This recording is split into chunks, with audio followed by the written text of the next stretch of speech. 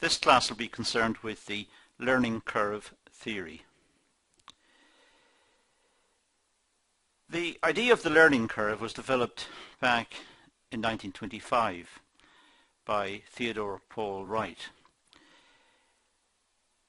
Wright was working for the airline business, aircraft business in America, and he observed how work was undertaken in this particular sector, how the work was broken up into sections and how the workers dealt with their individual tasks. So, having made observations about the productivity of the workers, how many successfully completed pieces they had in a given time period, let's say in a day, he implied that it's possible to predict the labour time when producing planes in the future. So by making observations about the workers and their performance, looking at how well they did or they didn't do in a given time period, and having observed this over a period of time, he was able to predict the productivity of the workers in the future. So he was carrying across data across time and was able to predict what the workers would achieve. He suggested that the time it takes to produce a product reduces as the quantity produced increased. In other words, as the workers have more experience, they become more productive.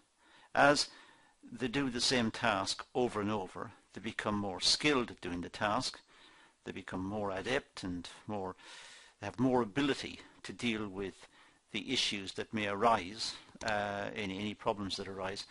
They have experience, and because of this they become more productive. So when tasks are repetitive, then individuals become good at the task. That's if they keep producing the same product over and over. So repetition leads to greater productivity. Now immediately we say that we should make note of one problem here, and that is when tasks are highly repetitive, workers get bored. Workers are humans, and as humans we get bored.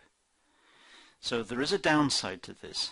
On the one hand, there are huge gains to be had from learning by doing, from repeating the task over and over, so that the workers become very efficient and very skilled at doing the particular task. On the other hand, the workers may become bored by repeating the task too many times. And by the way, Wright was not the first one to come up with the idea of specialization. This goes back deep into history. It was popularized by the great economist Adam Smith in The Wealth of Nations, his famous book in 1776 when it was published.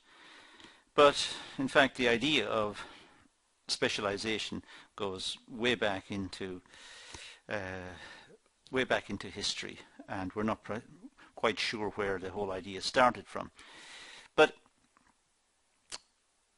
Wright was emphasizing the fact that productivity gains were related to the amount of repetition in the task, and if the workers became highly skilled, they would become more productive, and it was possible to predict productivity into the future based on observations. It's a natural human process. We learn from errors. We search for techniques and technologies that help us to be more efficient. We do this all the time. We do it in every aspect of our life. We are constantly looking out for ways of solving problems. If we have an issue, something has gone wrong, we fix it, and then we learn from fixing it, so that the next time it occurs, we have a remedy available. We know what to do. because we fixed it before. So it's part of the human process. We do this all the time, and this is what the learning curve idea is broadly based on. The learning curve is not a means of reducing costs, but it allows us to become more efficient in the future. Now, those two statements may seem contradictory, but it's not a means of reducing costs. It's not looking at reducing costs. It's looking at making jobs more predictable and trying to work out what's the effect of learning. As we perform the tasks over and over and become more skilled, what's the effect of this on costs? So by making the observations and by enabling us to gain the skills through repetitive work, we become more efficient in the future. Bearing in mind what I said earlier, that if the job is too small and we repeat it over and over and over, we may become bored and disenchanted with the whole exercise, and because we are humans, we like variety as well. So there are issues. Now, if you look up this topic online, you'll see there are many ways of describing it, many charts to describe it. That's one particular type of chart that we may use. So here on the vertical axis we've got time taken per repetition, so the time taken to perform a particular task. And then along the horizontal axis we've got the number of tasks undertaken. And what the curve is suggesting, that the greater number of tasks undertaken, as the horizontal axis gets longer, then the time to complete a given task falls. It's sort of coming down, but doesn't actually touch. It never becomes zero. We never instantaneously complete the task. So it comes down and it sort of bottoms out. As the number of repetitions increase, the curve tends to flatten out. It's got that type of curve that suggests that there are big advantages to be had as repetition is increased, as workers get more experience from doing the job. But as the amount of repetition increases dramatically, increases a large amount, the given task, the time does not diminish appreciably. Now, the advantages and disadvantages of the learning curve. Well, the advantages is that the model is useful in distinguishing between dedicated employees and those that show a lack of interest in the task being carried out. So we expect workers who are paying attention and performing the same task over and over, we expect them to become more efficient.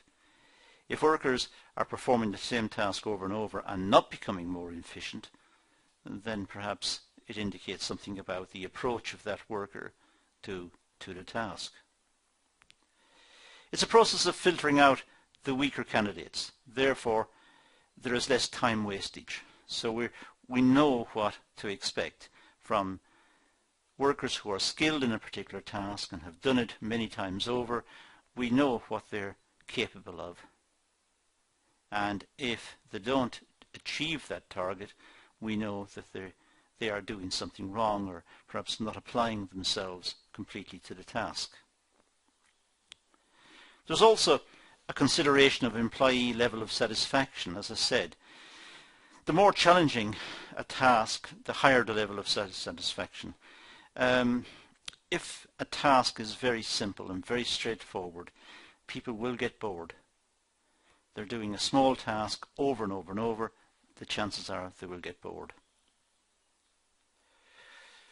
When there is constant repetition of a difficult task, there is also a greater sense of satisfaction and accomplishment. So when a difficult task is encountered and workers can do the difficult task and perhaps build up a skill in performing this difficult task, they are quite proud of themselves and they have a sense of satisfaction. The disadvantage, well, there's a cost factor to take into account. The more repetition or repetitive activities that take place, the more costs are incurred to the organization. Clearly it's the case that if the organization is performing lots of these tasks, then it must have a higher cost structure. That's not necessarily a bad thing, that it should be balanced with the revenue to be received upon completion of the task. So just looking at costs in isolation is not a good idea. We should be looking at profitability perhaps, and the contribution to profits made from individual tasks. Difficult tasks are more likely to cause frustration. Learning new tasks requires time and careful attention, and it's possible to make mistakes. And these will have an adverse effect on costs. It'll have an adverse effect on individuals as well, who may become frustrated and annoyed that they can't perform the task, and the need to build up the skill, and perhaps there is a long time needed for them to acquire the skills and to show expertise in the accomplishment of the task. So there are frustrations that may be encountered in developing these skills. The learning curve theory is a useful guide for organizations. They can use the theory to predict retention rate and task efficiency. So, for example, if workers are not performing well, it may be the workers are not interested. They're not interested in the company or the work, or so the chances are they're going to leave pretty soon. They're going to leave fairly soon. In that case, the retention rate may be affected, I should say. And the task efficiency. Perhaps some workers simply don't apply themselves. The management know how long it takes to perform the task. It's been done over and over and over by different workers perhaps, so they have facts and figures showing how long it takes to complete the task, and if some workers are taking much longer, perhaps the workers are simply not applying themselves. They're not trying hard. It can be applied in all organizations just about, and it is suitable for training courses. A lot of tasks can be trained. It depends on the nature of the work, of course.